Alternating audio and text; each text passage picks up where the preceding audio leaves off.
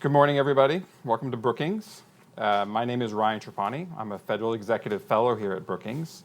Federal Executive Fellows come to Brookings for about a year away from their home agencies or departments.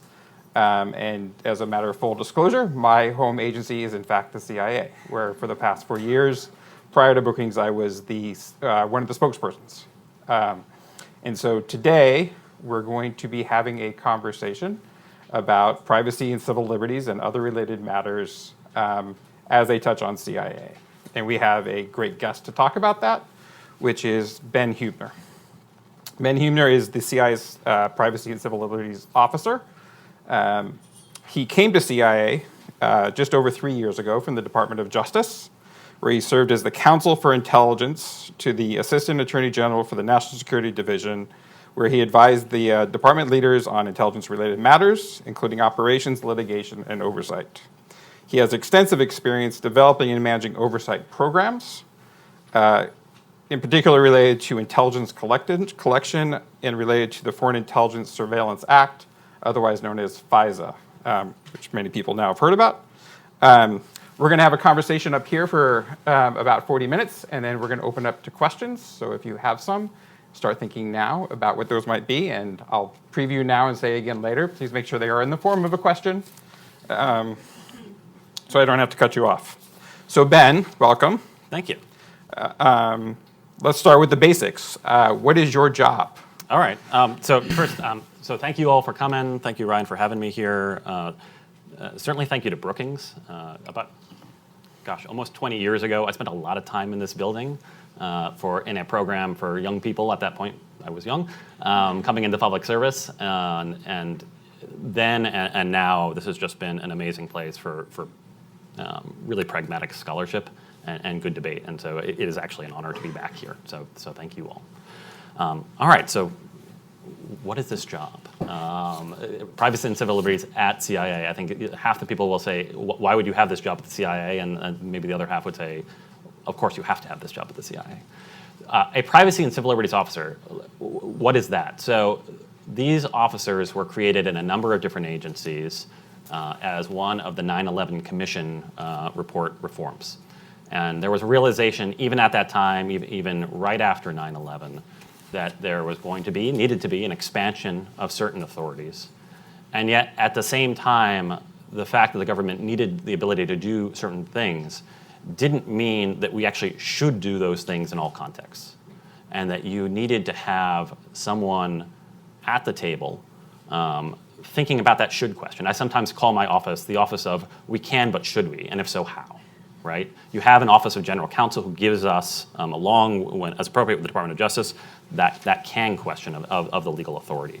But then you have that separate question of should and how. And that's shortly why you have an office like this. So came in that role. So I report to the director. My office is up there with some of the other offices, like the Office of General Counsel, the Office of Inspector General, that have that sort of agency-wide function.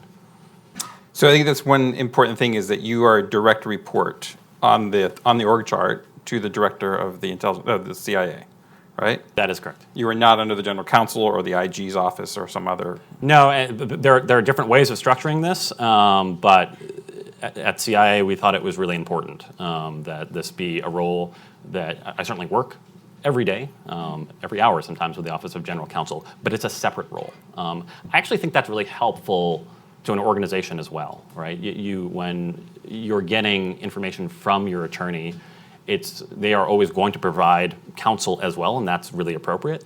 But it's good to know when the difference between that can and the should, right? What is the scope of the authority? And then when are we shifting to a discussion of how is the best way of doing this, given the kind of broader privacy and civil liberties concerns that might arise, particularly in an intelligence field. So let's talk a little bit about how you go about doing the job then. Okay. So typical day, or what would you say is the 2 or 3 things that are the core elements of your job? Sure. Can I go 6 instead of 2 or 3? You can go 6. Sure. So a good thing about jobs like this is there isn't a typical day, which is what makes them fun. I tell my own officers as I bring them in that we really do have sort of kind of 6 different roles, 3 of them internal to the agency and 3 of them external. Internal and primarily is this advisory role, right? Whether it be operations or policies or how we handle the information to advise the agency on these privacy and civil liberties concerns, and not just be there to raise concerns, but to really do the hard work of thinking through how are we going to address them? What are we going to do or not do? How are we going to mitigate? And that takes a lot of work, a lot of relationship building to do that, hopefully, and do that well. So that advisory role is really important. What does that like practically actually mean? So we have, and I'll certainly talk about this later, we had a big role when we revised our controls on how we're going to handle Americans' information a couple of years back. But it also means if there is going to be a policy change agency-wide, that policy change always goes through my office as a matter of course, and we're looking at it for those privacy and civil liberties concerns. Sometimes it's that. Sometimes it is, hey, are we going to collect this thing or not? And everything in between. So that's the big one. There's also... Sure. Sounds to me like that is a proactive thing. It's not necessarily that you are passively reviewing, say, at the end of the year, how did we do? You are people are coming to you and saying, I have an idea for an intelligence collection program. I'm going to implement it. Can I do so consistent with the requirements? Absolutely. So that advisory role is that proactive role. We also have a review role, right? And that's in the statute as well, where we've made these commitments to protect privacy and civil liberties. How well are we doing, right? And so we have this oversight role to evaluate for those U.S. person controls, for some of those controls for non-U.S. persons. How are we actually complying with those? And so we do oversight reviews to look for that compliance, to try to find and spread best practices. The vast majority, not surprisingly, given that the CIA is classified, we've done some unclassified work as well. We have a report on FISA that is up on CIA's website. And so we'll do those reviews on a regular basis, sometimes related to a specific collection activity. And also sometimes someone will raise a concern, right? Someone within the building, within the agency, someone within the intelligence community, someone with the public will raise a concern, and we'll look at it and at times find, hey, there's some validity to that concern. We need to really conduct a formal review of what we're doing here. And then that feeds, this is why you have it in the same office, that feeds into that advice role. So that's another, advice and review, like that is a good 80 to 85% of the work. So that's 2 of the 6. So that's 2 of the 6. Okay. The third one internally is educate, right? So if my office is the only one thinking about privacy and civil liberties at CIA, we have done something horribly wrong. We can't be everywhere, and also every single officer takes an oath to support and defend the Constitution. It is the role of every officer to be thinking about these issues. But if we're going to give them that role, we're going to give them that responsibility, it is on us as an agency to give them the tools to do that. So we need to spend some time, and we do spend some time, with training in terms of how to spot these issues and how to mitigate them. Some of those things could be and are agency-wide. Some of them are us bringing in experts from the outside to talk about particular issues. Some of them could be small groups, right? Been doing some really interesting work with some of our data scientists on some of these issues and trying to provide that kind of feedback and that kind of training on an in-person basis. So we think that's a really important role as well. So those are the big 3 internal ones. We also, and this is more unusual, certainly for the CIA, is we have an external role. And one of those roles is a coordination role. The intelligence community, the intelligence work is a team sport. And so we are working, as we have to, with a lot of other agencies in doing that work. But in turn, that also means when we're thinking about privacy or civil liberties concerns, it is insufficient for us to only be thinking about CI's impact, right? You've got to be thinking about it in connection and collaboration with that overall, right? It might be that what we are doing combined with what some of our friends over at the Bureau are doing changes the calculus. And so there are other privacy and civil liberties officers throughout the government. They are on my speed dial. We talk absolutely every single day to do that coordination role. And another aspect of that coordination role is to help facilitate the oversight of other actors. One of the things that the intelligence community very much does in terms of oversight is to ensure we have overlapping oversight, intentionally overlapping oversight. So if you take something like the Privacy and Civil Liberties Oversight Board, which is this board of presidentially appointed folks within the executive with access to an enormous amount of classified information. We will facilitate their work as they review, in the context of counterterrorism, what the actions of the CIA are, and more broadly the IC. And so we are certainly coordinating with them as well. What are the other oversight institutions or mechanisms that you often are interacting with? So the PCLOB Primary, the PCLOB Privacy and Civil Liberties Oversight Board, PCLOB Primary among them, but certainly Congress as well, with our congressional oversight, talking with them.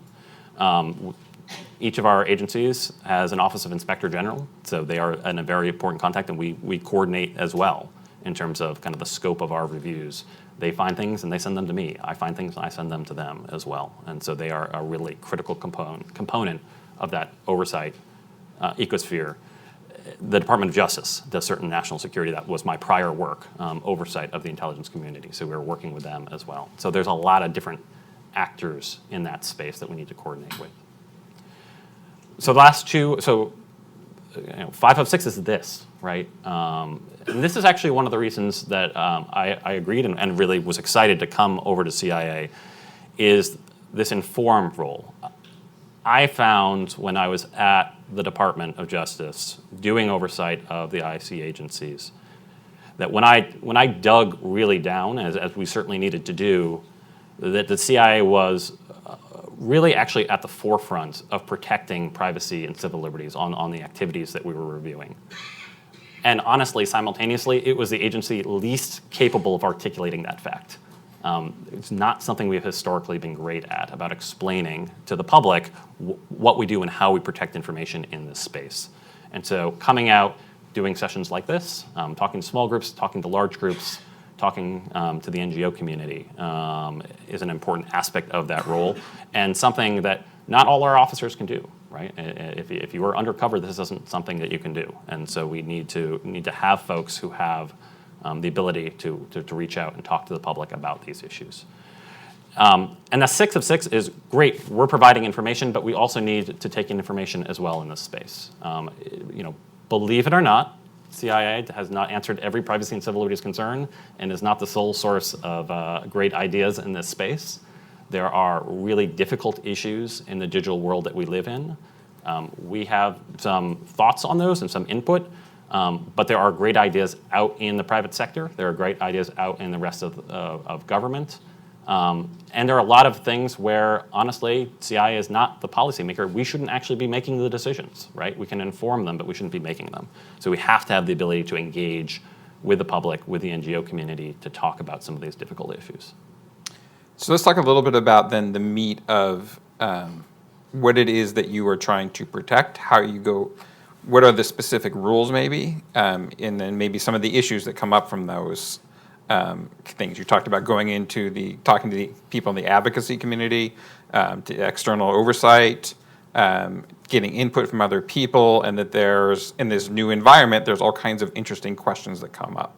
And in some cases, the rules that were put in place in 1947 or 1977, or in the 1980s under the executive orders that are in place, they are a little bit outdated in terms of the language they use and the structure that they have in place.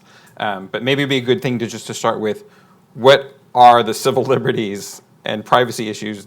What are how do you protect those in terms of what's the specific thing that you're enforcing, so to speak? Sure. So in terms of what those controls are. So start all the way at the top, right? CIA has certain authorities and certain restrictions, and has since 1947. So the CIA Act, the National Security Act, those are the starting points of what we're allowed to do and what we're restricted from doing. There are other more specific statutes that apply to some of our work as well, like the Foreign Intelligence Surveillance Act in certain areas, and the Privacy Act in certain areas as well. So you have that statutory baseline for a lot of these protections. A really critical one for us is one of those executive orders, Executive Order 12333. Executive Order 12333 really defines the role of each of the intelligence community elements, right? It what defines the CIA as the CIA and the FBI as the FBI, and also determines what scope is going to be for each of those agencies. And really critical to my work says that if you're an agency, as the CIA does, that is going to in any way collect or retain or share, the word we would often use is disseminate Americans' information, U.S. person information is the technical term, you have to have a set of rules that are approved by your director and by the Attorney General. So we refer to these as the Attorney General guidelines. It is a horrible rule. It's the kind of reverse of Pirates of the Caribbean. They are not guidelines, they are in fact rules. But they are referred to as the Attorney General guidelines. And they govern those things about that collection, the retention, the dissemination of the U.S. person information. So we very substantially revised ours pretty recently. And we released those in the past 2 years. And we did a couple of things.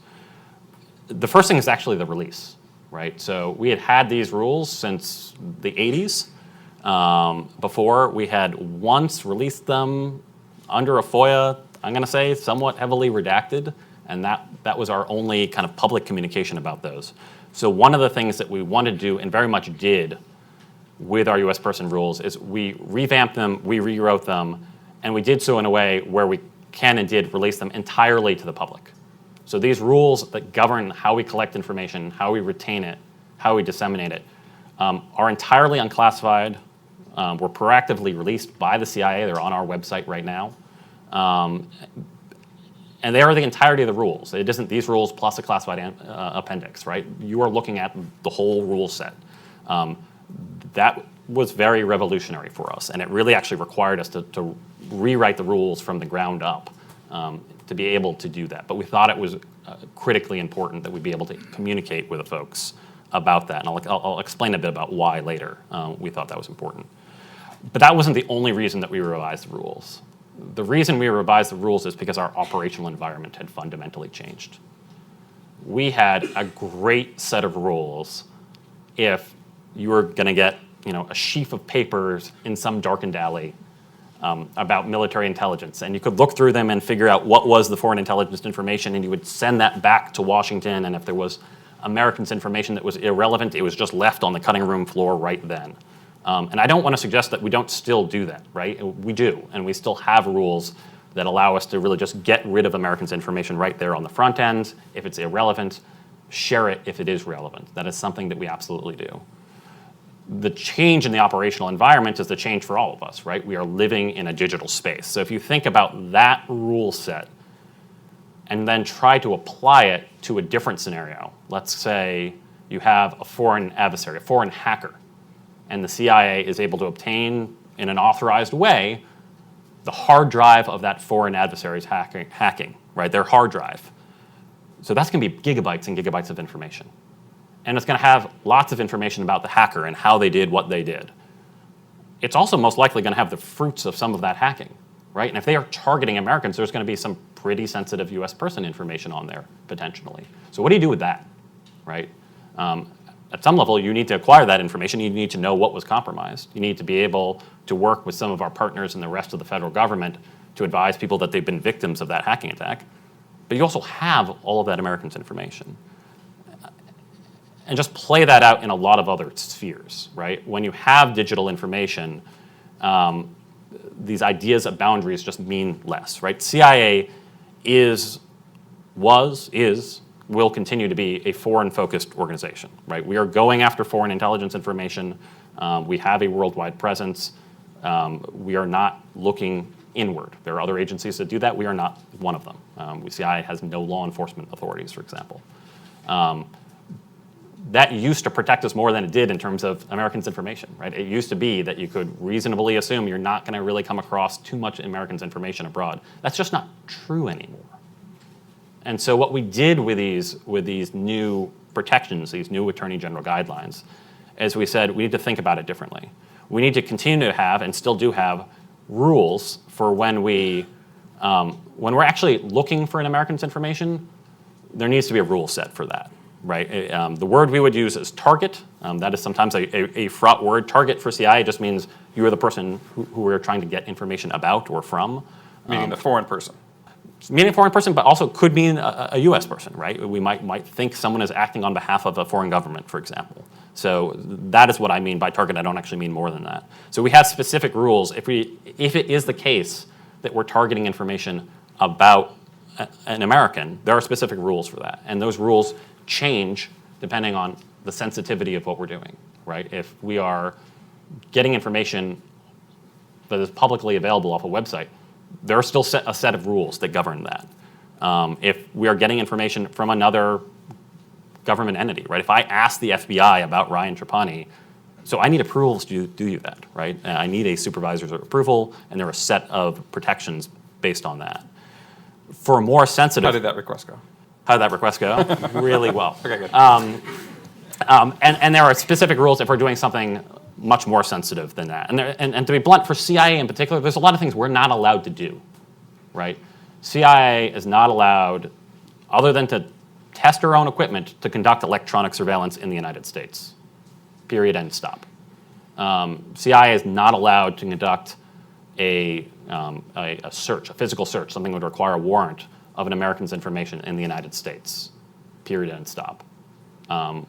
CIA is not permitted to conduct physical surveillance, to follow someone around secretly of an American here in the United States. Period, end, stop. The only exception for that actually is you and me, if it's a CIA officer. I'm a security risk. Yes. CIA security. CIA security, if I'm a security risk, can follow me around because I work for the CIA. But if you don't, we can't, right? Not to say there are other aspects of the government that can. They certainly are, but it's not the CIA. But there are certain things that we can do. And so we have a whole rule set for that. The big thing, and that really didn't change, honestly. Not too much. The big thing that changed was for that digital space. It's what do you do about large data sets where we're going to be taking the information in.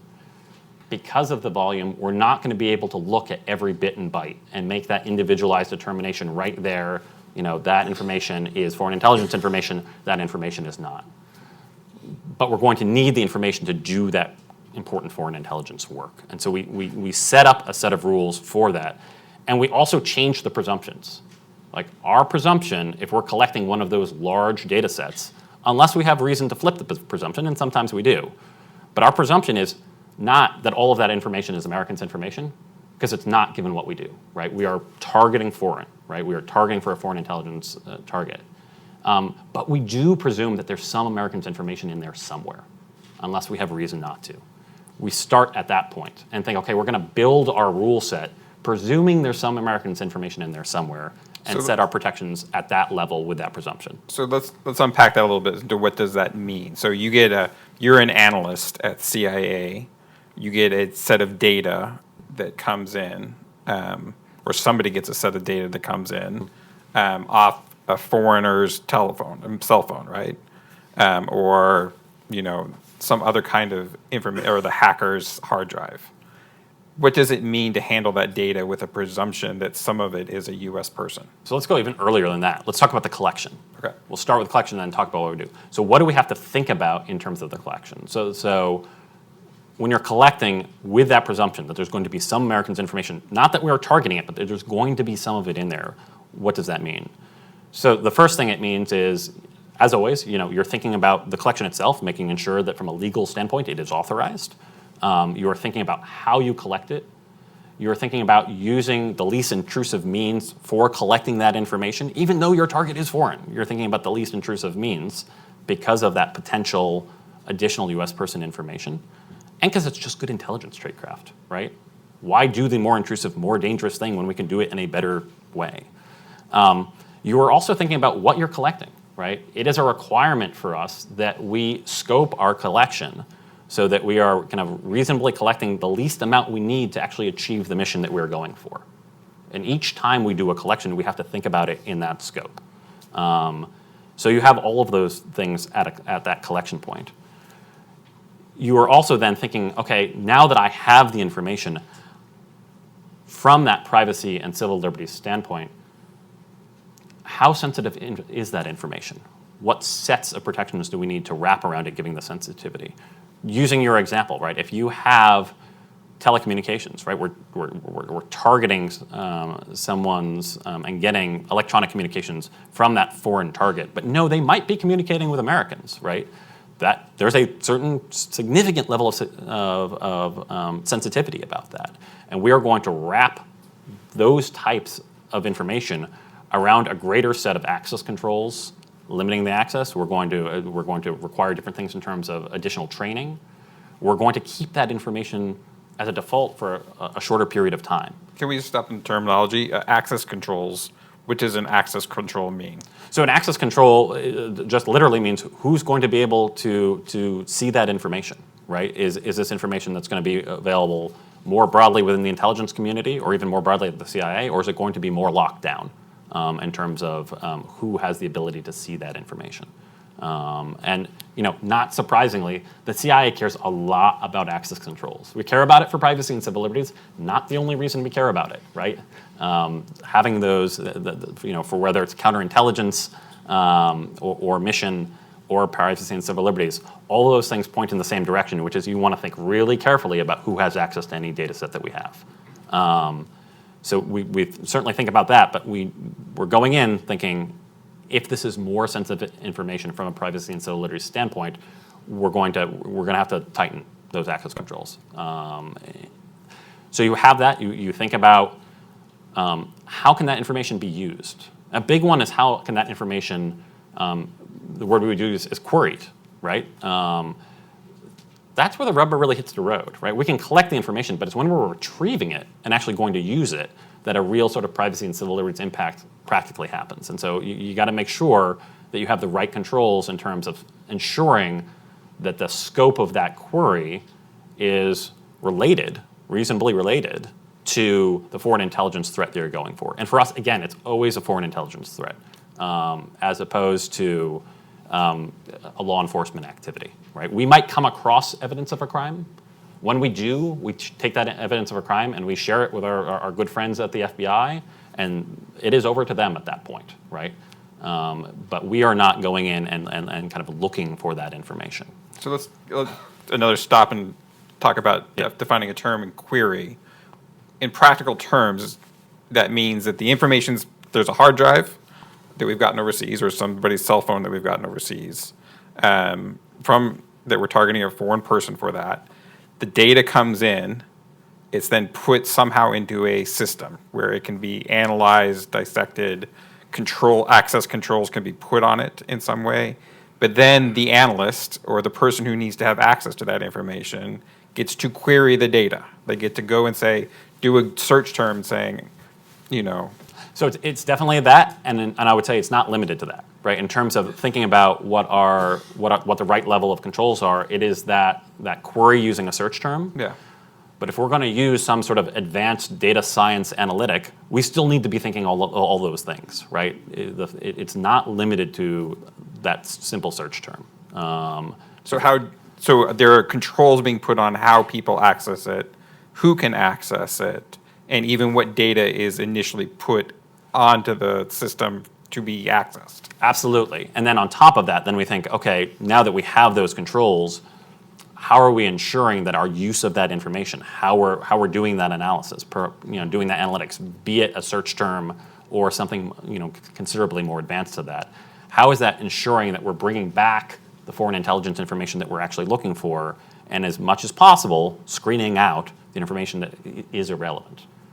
Good privacy and civil liberties practice. Also, these are not conflicting things. Better intelligence practice, right? As every agency, we have limited resources, right? We do not want to spend our time looking at information that is irrelevant to our mission. And so those scoping things achieve both of those goals. So we have all of those, and then on top of that, then you've got the additional question of, okay, you found information, when and how can you share it, right? Be it with the intelligence community more broadly, be it with policymakers, be it with foreign liaison, right, for a partner that we have in the field on some foreign intelligence threat. Maybe we could also define just U.S. person. It's a term that gets thrown around a lot. The term that gets people may have an idea. It means citizen.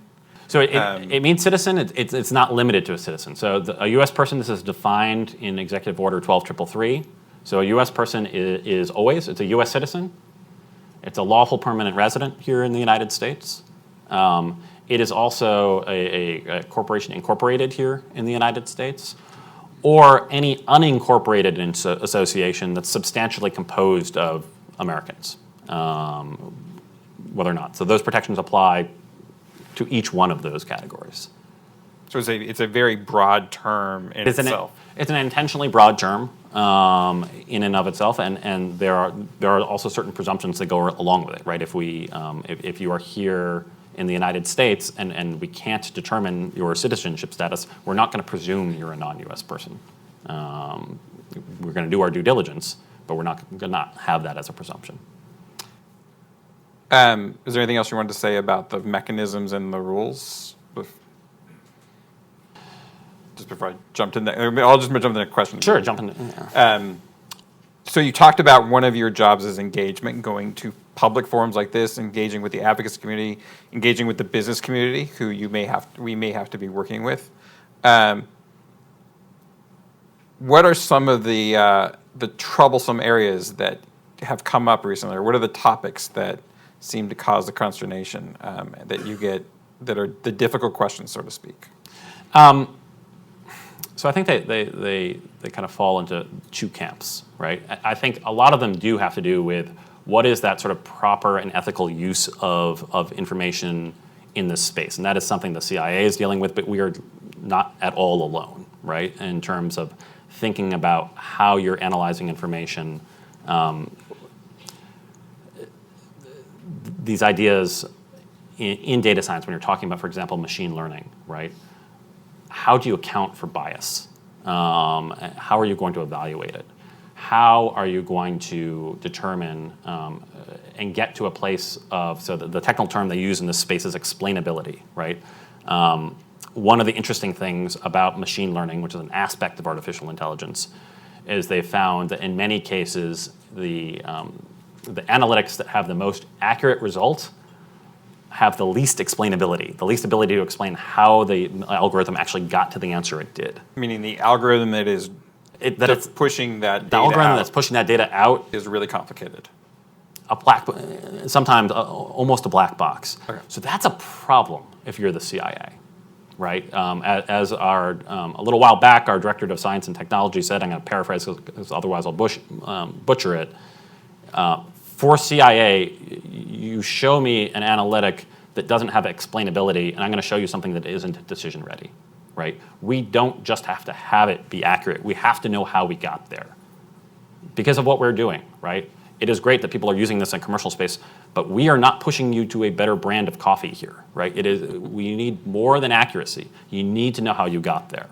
And so looking at how do you get that explainability so that when you come back, you can interpret it and determine to a policymaker how you got to that result and the level of trust that can be put into that. I mean, that's a lot of the work that we're doing in this space is how do you communicate to those folks what the analytic is telling you and what it's not, how much reliability you can put into it. That's something we have to do in any intelligence product. How do you do that in this type of space? And so that's something we are certainly looking at. We are not at all alone in that space. I tried to count the number of folks, number of different efforts working on AI ethics, even within the government. I stopped at a dozen. It's a lot. And there's a lot of work being done internationally. There's a lot of work being done domestically. So that's a big, complicated issue that we are very much thinking about all of the time. I think sort of second to me, and it's not quite related, but a comparable type of program, is how do you evaluate and mitigate those privacy and civil liberties concerns in a really complex environment where sort of you're talking about systems that are complex enough that almost by definition there is no one person who's going to have all of it in their head. I'm going to fawn here a little bit for Brookings. The best article I've seen about this was put out by Lawfare a couple of years ago. It was by Brookings' Susan Hennessy and then John DeLong, who used to head up NSA compliance. It has the very unlovely title, Explaining Footnote 14. They need to do better on titling their things, but what it's talking about... It's that witty Lawfare style. It is. But what it's talking about is this footnote in a foreign intelligence surveillance court opinion. It is not a pretty footnote. It is really excoriating the government for some of the representations that were made regarding some of NSA's programs. And I think there are folks who certainly read that footnote and were very concerned, and rightfully so in being concerned, but then leapt to, this really shows that the government was having a lack of candor with the government. And what this article... With the court. With the court. The government was having a lack of candor with the court. And what this article does, and I think is right in its analysis, is that's actually both not true, kind of missing the point, and in a really important way. It isn't the lack of candor. It's that in these very complex environments, there were representations that were not accurately made, not in any way with malice, but because you had the lawyers, you had the compliance folks, you had the mission folks, you had the technical folks. Each of them had a piece of it, and no one had the whole, right? And so... And they were trying, just to back up a little bit, they were trying to explain to presumably the FISA court how a specific program was working? Exactly, how a program was working and how they were trying to get to compliance. Okay. And they did, in the court's view, and the government ceded to this, missed the mark because they hadn't brought all four of those types of folks together to get to that sort of common understanding. And that's something organizationally we have to think about a lot in terms of, it's one of the things for my officers, I see that as one of their central roles, is to try to be that connective tissue so that we are bringing all of those people to the same table and understanding what's the impact, but really, how are we doing this, right? It's not just about the collection. It's not just about how we're sharing the information. It's not just about the analytic. It's about the whole. And that takes a lot of work. And it takes a lot of work on the front end to do.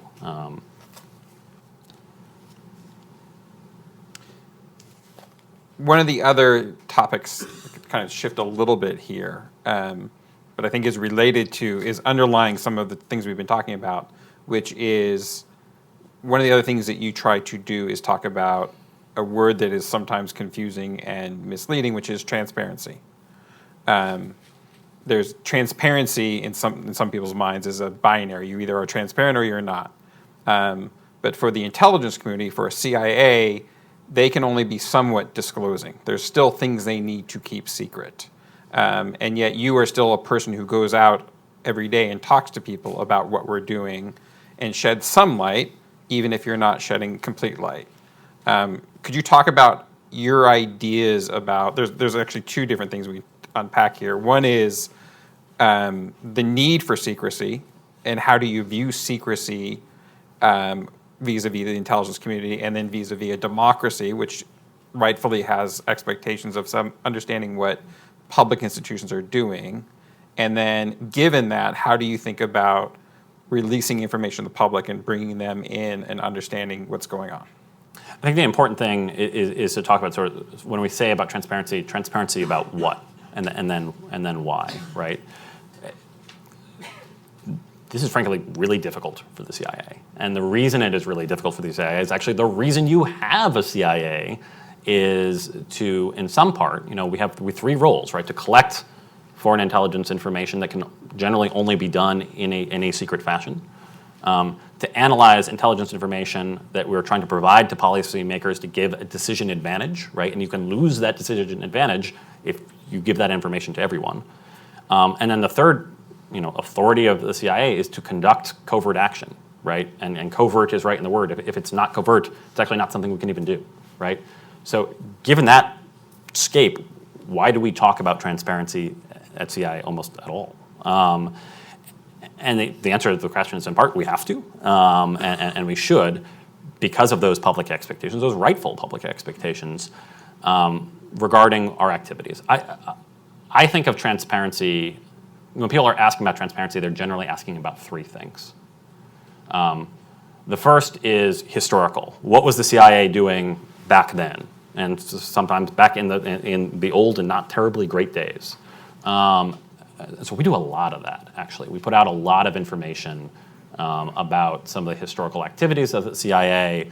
We've been putting out for a few years now and are going to continue to put out the presidential daily brief and its predecessors. So we will get to the point where all the way from Truman on, at least through Ford, which if you think about it, is sort of a really big deal, right? You're taking literally the most classified document on Earth, and we're doing some hopefully pretty light redactions and putting it out to the public.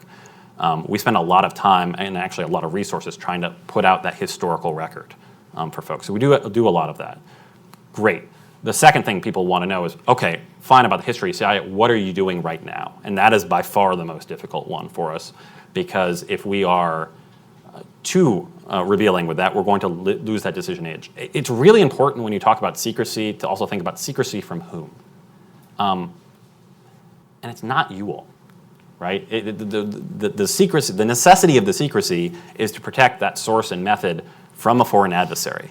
And that can be really difficult to also communicate, because there are sometimes information will come out and CIA will have to defend it, and people will say, why on earth was that secret?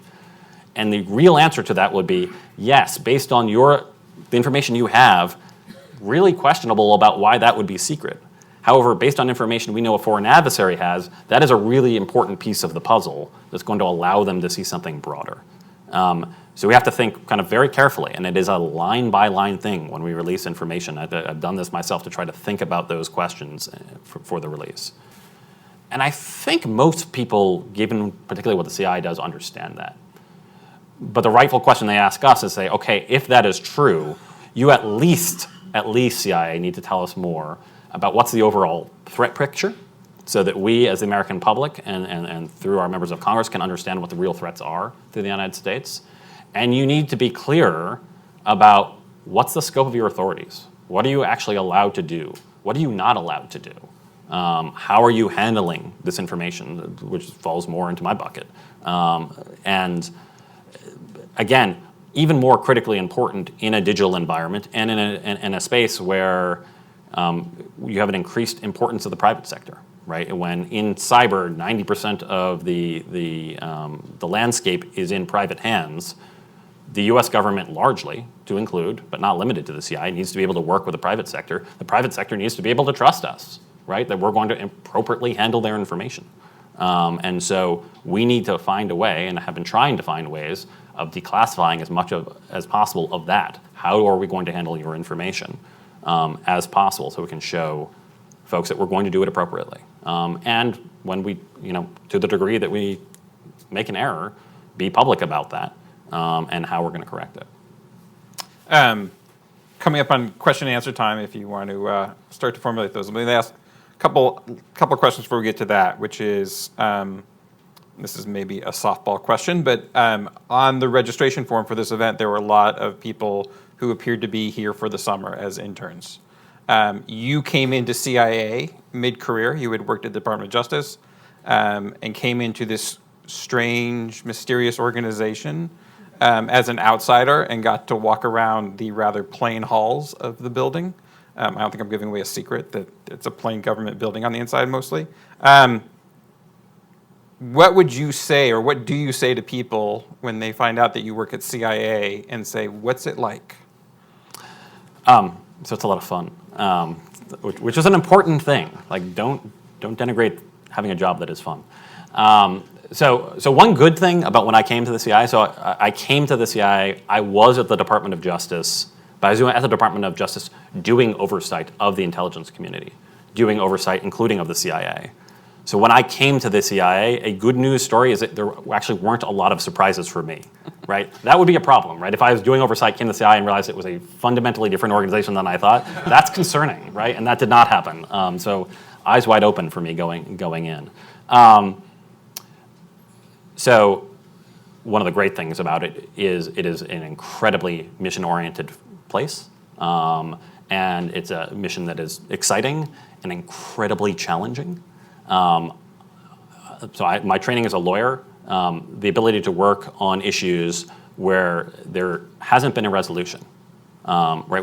I've been talking a lot about this digital space. I mean, think about that, right? When you're talking about privacy and civil liberties in the context of the home or the office or the public fora, so we have like 500 years of case law on that. We've been thinking about those issues for a really long time. And there are new things that come up on the edges, but the core aspects of that have been really worked out. So social media has been around for like less than 15 years. There's a lot of work still to be done. And so that is interesting and exciting. And a great thing about the CIA is multiply that times 1,000 in terms of all of the different things you can do there. One of the things that was surprising to me, I should have known this, but it's surprising, is the variety of skills that you need to do what the CI does, right? We hire carpenters and hairstylists and an enormous number of librarians to do some of the work and to work in a space that isn't just lawyers, as it was for me in the Department of Justice, but has people for all of those different skill sets doing all sorts of different things. Again, fun. It is a fun mission. It is a fun place to work. And it is great that it is fun because of the seriousness of what we're working on, to have both of those things. And then going back to how does it feel to represent an agency that you often are put in this uncomfortable position of defending not telling people things. You get to tell people a lot, and we've spent more than a few minutes today talking about a lot of specific mechanisms and rules and things that are in place at CIA, but there still is a line that has to be preserved, as we talked about with secrecy. What's it like in your job to come up to that line and realize there may be something I can't tell you, and then how do you think about that? It's incredibly frustrating. I think that's something that people don't realize about the secrecy rules. Like they are very much there for a reason. They're a cost, right? They're a necessary cost, but they're a cost, and it means that the inability sometimes to engage and to say, with some of the NGOs that we work with, who have some very legitimate concerns, there are instances where, with a sentence and a half, I could say, I understand why you're concerned, and actually you don't need to be concerned about that thing because it's not a thing. But trust me. But but trust me is about as far as I can say. Without some of those secrecy concerns. So why can't I say that? Why can't I say your concerns about attorney-client information are actually really, we have really good rules on those, and I can give you the specific rules. Again, it comes actually back to people can and have used those types of information to change their operations on the adversary side to prevent us from doing the work that we need to do. So I like doing these types of engagements. I like talking to the public, but it is frustrating insofar as, again, we're not actually keeping the secrets from you. Or really we are, but we're not for that purpose. And so people have these very legitimate questions and you want to be able to answer them. But you know also that there's a line there. I also have to say that it's fundamentally different than it was 5 years ago, certainly 10 years ago. 10 years ago, my wife did not know what I did, right? She knew I worked at the Department of Justice for the National Security Division and stop, right? The fact that I was running some of the particular FISA oversight programs on programs that are now publicly known, but certainly weren't then. I could not conceive of being in this seat 5 years ago. And yet we now have folks who do this kind of thing, certainly not just me at the CIA, on a pretty much weekly basis, up on panels talking about whether it is China or cyber threats or procurement, right? We have people doing these types of engagements. So there is a shift that has certainly happened. So speaking of legitimate but difficult questions, we'll now open it up to the audience. There are microphones that will come to you, and I will be calling on you, and maybe we can do a couple questions. We can start with the man with 2 fingers up, suspiciously familiar. Thank you very much. Julian Barnes with the New York Times. Thanks for doing this. Thanks for answering Ryan's questions. 2 questions for you.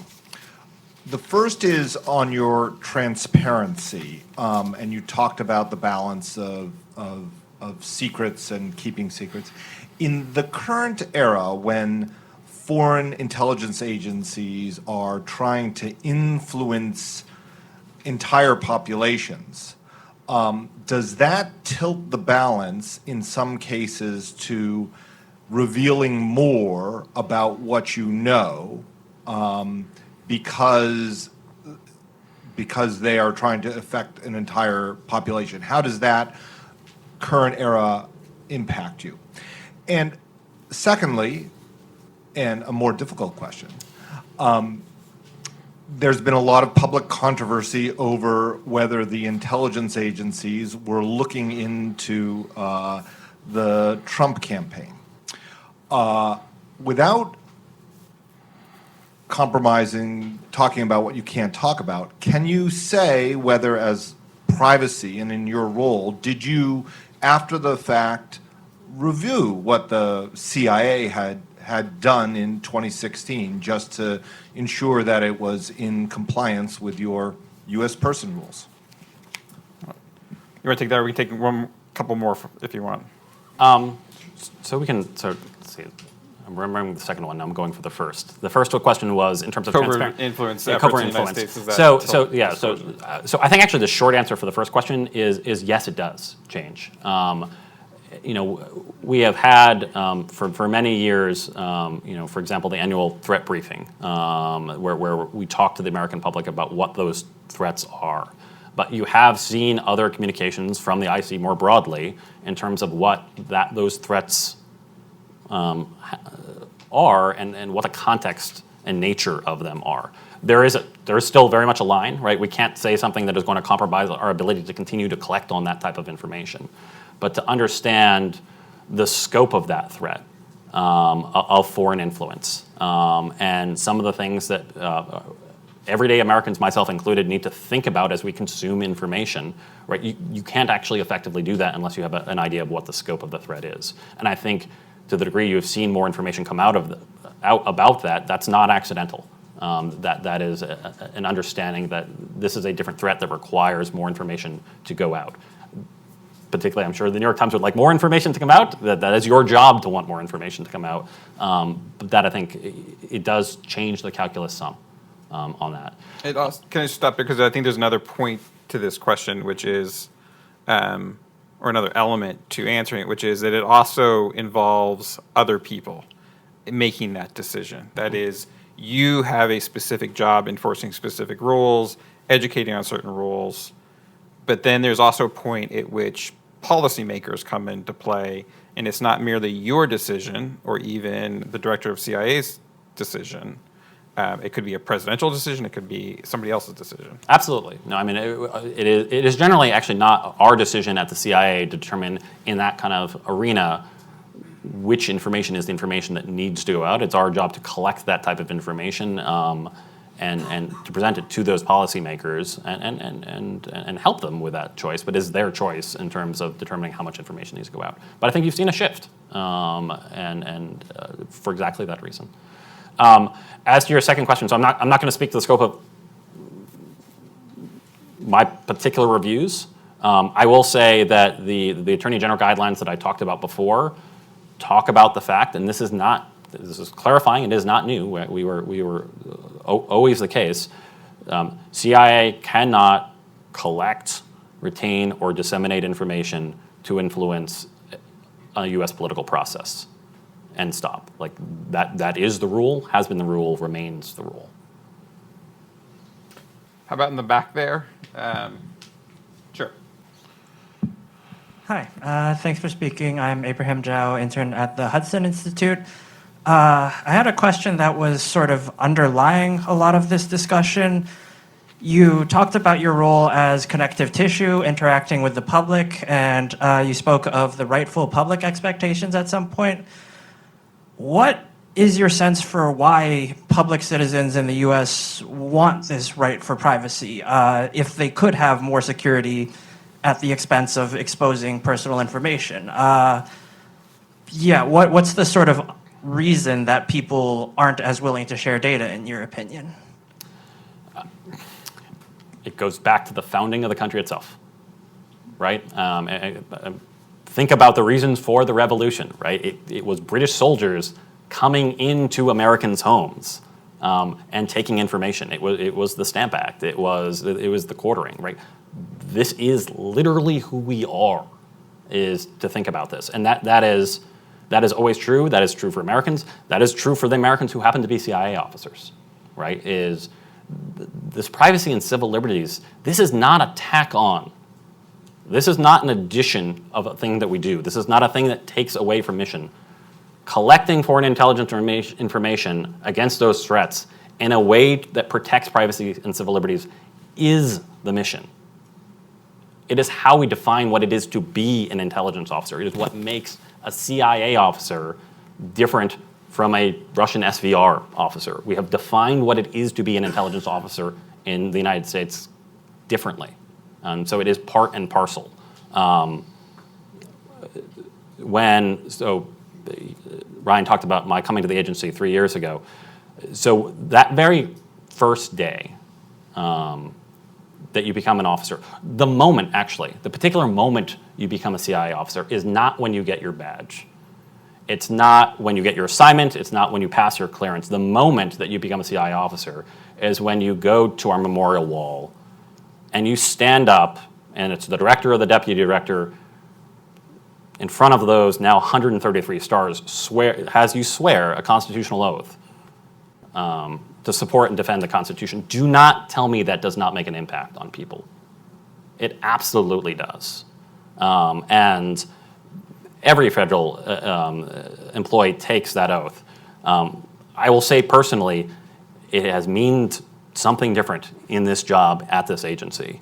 And I have found that while I will not denigrate any other agency who takes that same oath, but it is incorporated into the culture in a way that I haven't seen anywhere else. It comes up in topics as we discuss these issues about how this is going to, how an action comports with that oath. It is literally how we define ourselves in this job. Can I ask a follow-up question to that, which is, and I somewhat know the answers because we've talked about in the past about the idea of the trade-off of protecting civil liberties, being a more public organization than many of our other foreign counterparts, and yet somehow we still do the job. Yeah, I mean, so I think in terms of the trade-off, Ryan knows that I hate the words trade-off, because in a lot of what we're talking about, what makes what is good privacy and civil liberties practice is also really good intelligence practice, right? It is good intelligence practice. The public demands from us, think about this, the public demands from us that we are focused like a laser on our target. The public demands from us that we are objective in our analysis. The public demands from us that we protect information, for among other reasons, privacy information, that do not let it be compromised, right? The public demands from us that we be accountable for our actions. Those are the things that actually make us a really great intelligence agency, right?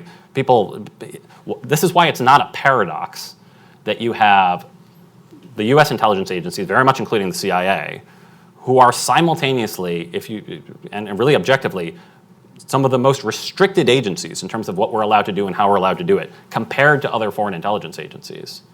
And yet, also, the most effective at what we do, right? The reason that's not a paradox is because of that public pressure to get it right? And people want us to get it right in all of those ways because they have those privacy and civil liberties concerns, because they have those concerns about national security. It literally makes us better. And on the transparency front, I think that really is that shift, particularly into this new digital environment. I have certainly spoken many times to folks with some of our foreign allies. Some of them think we are a little bit crazy to be as transparent as we are. And that might seem somewhat shocking. I think probably many Americans say the CIA, not a very transparent organization. Our foreign partners look at us and think we have gone way off the deep end sometimes in terms of what we do. We think it's critical. We think it's critical because of those public expectations on us, on what we do. We think it's critical because we have to be able to work with the private sector and others, and they have reasonable reasons for wanting to know how we're going to protect information. All right. Up here in the front.